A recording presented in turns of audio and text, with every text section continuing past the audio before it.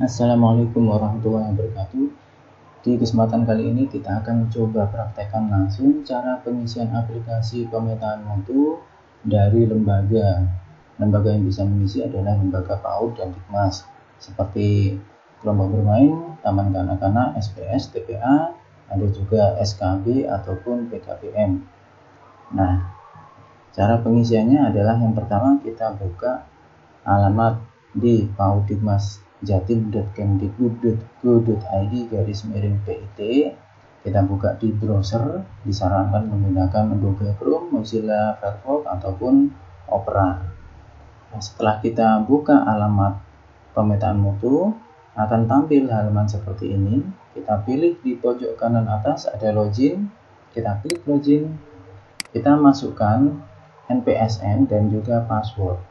Passwordnya sama NPSN, ini adalah password defaultnya, nanti kita bisa ubah. Kita klik masuk. Nah, di sini kita diberikan pilihan untuk mengisi pemetaan mutu, ada instrumen, ada pilihan jawaban, ada juga petunjuk. Nah, bagaimana cara pengisi, bagaimana standar atau instrumen ini dikatakan memenuhi, ada petunjuknya di bagian kanan. Simbol tanda tanya, kita bisa lihat apakah harus mempunyai semua dokumen, salah satu, atau seperti apa. Ini sebagai contoh kita isi secara singkat. Kita sampling aja, kita coba isi sebisanya. Nah, setelah kita isi akan langsung muncul keterangan memenuhi atau tidak memenuhi. Nah, di sini ada yang tidak memenuhi karena di sini syaratnya semua aspek, lembaga baru ada satu aspek yang ada dokumennya. Jadi di sini yang dilihat adalah dokumen fisiknya ya, sudah ada atau belum. Nah, ini akan langsung muncul ketika kita klik tanda simpan. Nah, untuk kolom keterangan di bagian bawah ini diisi alasan mengapa ada dokumen yang belum terpenuhi ataupun terkait kendala yang dihadapi lembaga, itu bisa diisikan di sini. Jadi ini sifatnya opsional, bisa diisi atau tidak diisi. Ini untuk cara pengisian yang pertama. Lalu selanjutnya setelah kita selesai menyimpan, nah jangan lupa klik simpan di bagian bawah ya. Setelah kita selesai menyimpan, kita lanjut ke standar yang kedua, standar isi. Kita isikan sesuai dengan kondisi yang ada di lembaga. Nah, jadi jangan sampai mengisinya tidak sesuai ya, itu nanti hasilnya juga jadinya kacau. Nah, jadi kita isi, lembaga harus mengisi sesuai kondisi yang ada di lembaga masing-masing. Tidak perlu takut apabila hasilnya kurang sesuai atau bisa dibilang banyak yang belum memenuhi, karena tujuan pemetaan ini bukanlah untuk penilaian. Pemetaan hanya untuk melihat bagaimana kondisi mutu di masing-masing lembaga itu seperti apa. Untuk tipe tabel ada sedikit catatan. Nah, jadi kalau mau menambahkan baris atau menambahkan data, klik tanda panah atau tanda plus di sebelah kiri yang warna biru, nanti akan muncul baris baru. Sedangkan kalau mau menghapus, kita pilih dulu baris yang mau dihapus, kita klik dulu, misalnya kita hapus baris kedua, baru kita klik tombol hapus di bagian bawah warna merah ini. Nah, untuk bentuk tabel seperti ini jangan lupa setiap ada perubahan tetap harus klik simpan di bagian paling bawah, ini untuk menyimpan hasilnya. Jadi ini akan langsung muncul. Yang tidak diisi dianggap tidak punya datanya, jadi otomatis akan menjadi tidak memenuhi. Nah, jadi jangan sampai terlewat. Pastikan semua instrumen dibaca dan dijawab sesuai kondisi yang ada, seperti itu. Kita coba sampling, kita sudah sampai ke standar 5 ya. Nah, jadi ada 8 standar.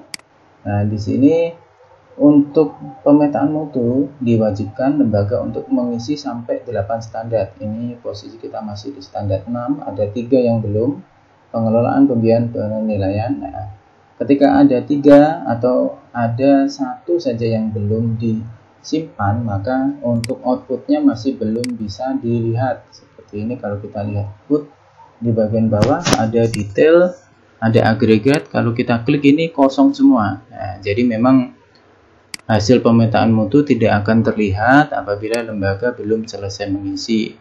Ini bisa dilihat di bagian atas juga, ada simbol lonceng di atas.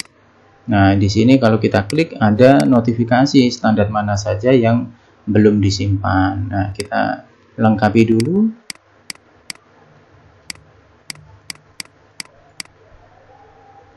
Kita coba lengkapi dulu. Nah, ini di standar 6 misalnya ada pertanyaan seperti ini. Kelompok usia ini diisi sesuai dengan layanan yang diberikan. Apabila layanan di PAUD-nya cuma ada TK, nah berarti kan TK kelompok usianya mestinya 4-6. Yang diisi ya cuma 46 aja, misalnya jumlah anaknya 40, gurunya 8 misalnya seperti itu. Sedangkan di usia 2-4 karena tidak punya layanan, otomatis jumlah anak dan jumlah gurunya juga kosong. Nah, jadi tidak apa-apa. Disesuaikan dengan kondisi lembaganya, punya layanan apa saja. Sama di lama belajar per hari per minggu juga begitu, diisi sesuai dengan kelompok usianya. Ini kita lanjut sampling, kurang 2 standar lagi.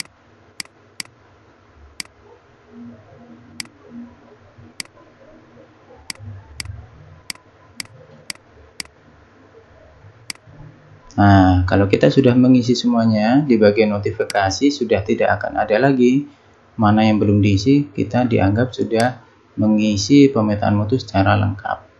Di sini outputnya juga sudah bisa dilihat. Nah, di sini sudah muncul, sudah ada detail. Nah, detail itu per indikator tadi, yang memenuhi mana saja, yang tidak memenuhi mana saja, bisa dilihat rekapnya di sini.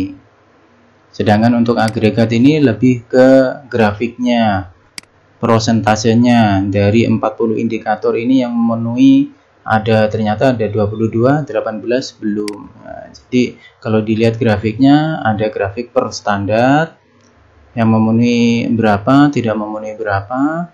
Ada juga grafik jaring atau laba-laba. Nah, kalau kita melihat di jaring ini kan kelihatan ya, dari 8 ini yang perlu diperbaiki yang mana. Kalau di sini sekilas kan bisa disimpulkan standar PTK-nya ini masih kurang. Jadi yang paling tinggi ada standar pembiayaan dan juga sarpras, ini sudah cukup bagus. Jadi nanti apabila ada pembinaan, diarahkan pembinaannya ya yang kurang-kurang ini, mulai dari PTK, proses, isi, dan juga pengelolaan. Sedangkan untuk pembiayaan dan sarpras ini dianggap sudah lumayan ini, sesuai isian yang diberikan lembaga, isinya sudah lumayan bagus. Ini adalah rekap keseluruhan.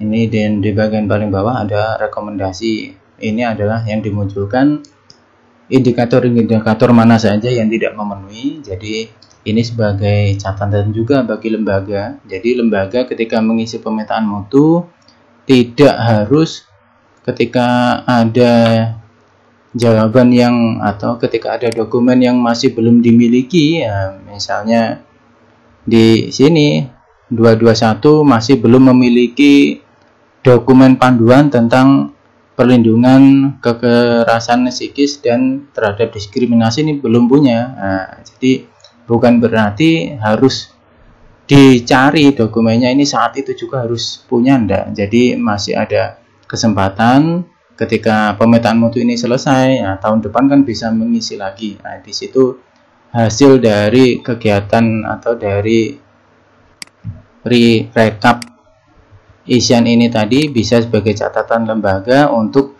melengkapi di kemudian hari apabila memang tidak memungkinkan untuk perbaikan di waktu ini, entah karena keterbatasan sarana, keterbatasan SDM, atau yang lainnya.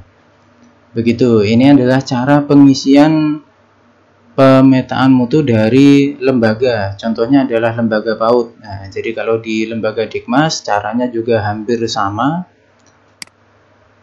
Harus mengisi 8 standar baru bisa muncul outputnya. Dan sebagai tambahan sedikit, nah, di sini ada menu lembaga. Di sini adalah untuk mengupdate data penunjang. Dalam artian data penunjang ini seperti nomor telepon dan nama pimpinan. Di sini bisa diupdate. Jadi kalau untuk NPSN dan nama lembaga ini, ketika ada perubahan harus memprosesnya lewat aplikasi Dapodik. Di aplikasi ini tidak bisa merubah. Kalau aplikasi Dapodiknya sudah berubah, nanti aplikasi ini juga akan menyesuaikan untuk NPSN dan nama lembaganya. Sedangkan untuk nomor telepon, email, dan nama pimpinan ini kenapa kok disarankan untuk mengisi? Nah, ini untuk mempermudah koordinasi apabila nanti ada petugas dari BP Paudikmas mau berkunjung untuk supervisi ataupun mau diundang untuk kegiatan BIMTEK, yaitu kita sudah tahu kontaknya.